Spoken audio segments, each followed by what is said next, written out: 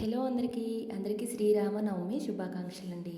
శ్రీరామనవమి చైత్ర శుద్ధ నవమి నాడు శ్రీరాముని జన్మదినంగా జరుపుకునే ప్రధాన హిందూ పండుగ. ఈ రోజున సీతారాముల కళ్యాణం జరిపి వడపప్పు, పానకం, చలిమిడి వంటి ఆరోగ్యకరమైన చలవ చేసే ప్రసాదాలను సమర్పిస్తారు. ఇది వసంత ఋతువులలో వాతావరణ మార్పులను తట్టుకోవడానికి, భక్తిని పెంచడానికి చేసే పవిత్రమైన వేడుక. శ్రీరామనవమి నాడు ప్రత్యేకంగా చేసే ప్రసాదాలు. వీటి వెనుక ఉన్న ఆరోగ్య కారణాలు ఏంటి అంటే పానకం, బెల్లం, నీళ్లు, మిరియాల పొడి, యాలకుల పొడి మరియు కొద్దిగా సొంటి పొడి కలిపి దీనిని తయారు చేస్తారు. ఇది శరీరానికి తక్షణ శక్తిని ఇస్తుంది, దాహార్తిని తీరుస్తుంది మరియు గొంతు సమస్యలను కూడా తగ్గిస్తుంది. దీనికి ముందుగా మనం బెల్లం తీసుకొని అందులో వాటర్ పోసేసి బెల్లాన్ని కరిగించుకోవాలి. అది కరిగిన తర్వాత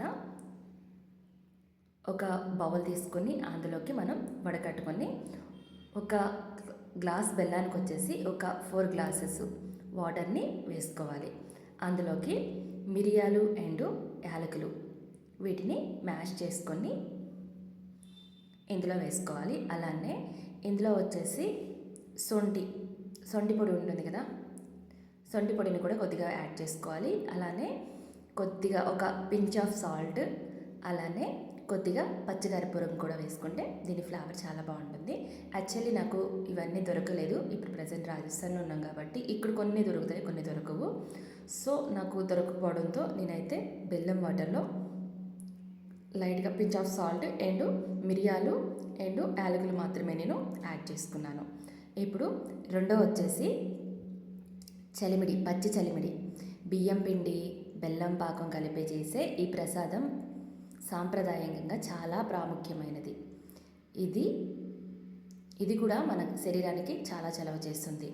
ఇది ఎలా తయారు చేస్తామంటే బియ్యము మనము మార్నింగ్ నానబెట్టుకుని అవి ఈవినింగ్ వరకు ఉంచి వాటిని మనం ఆరబెట్టుకోవాలి.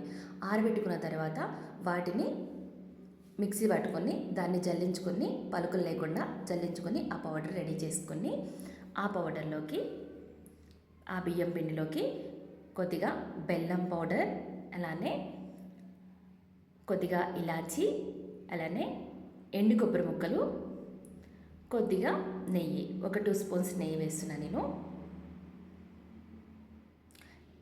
ఒక 2 స్పూన్స్ నెయ్యి వేసుకుని మొత్తం కూడా కలుపుకోవాలి.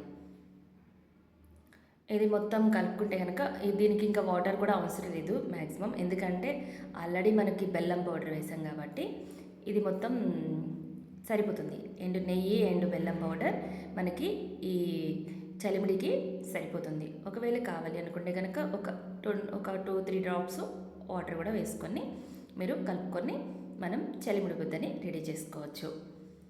నాకైతే వాటర్ అవసరం లేదు, నాకు నార్మల్గా ఇలానే సరిపోయింది. అది చూడండి, అంతే.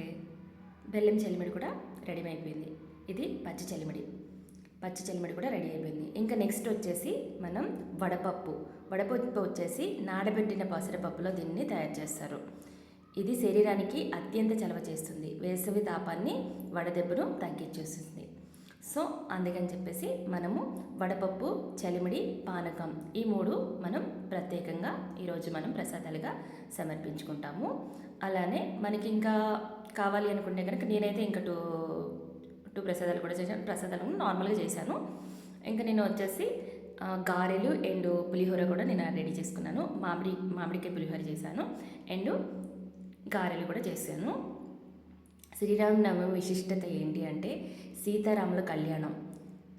నవమి నాడు మధ్యాహ్నం అభిజిత్ లగ్నంలో సీతారాముల కళ్యాణం అత్యంత భక్తి శ్రద్ధతో నిర్వహించబడుతుంది.